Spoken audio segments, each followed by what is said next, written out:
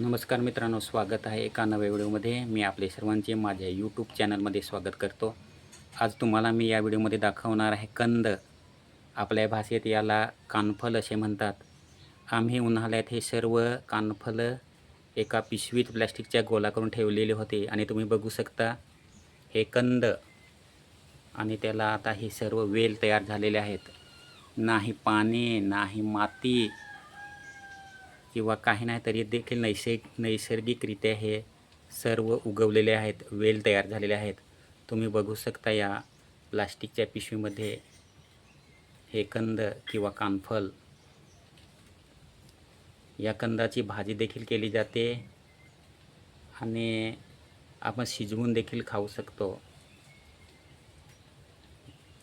तुम्ही बघू शकता या व्हिडिओमध्ये हे कंद.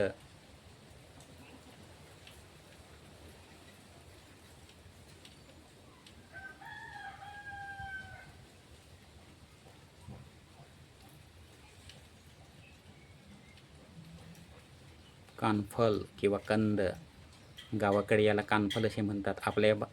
आपापल्या गावात याला काय म्हणतात ते तुम्ही कमेंट करून सांगा, कमेंट बॉक्समध्ये लिहा.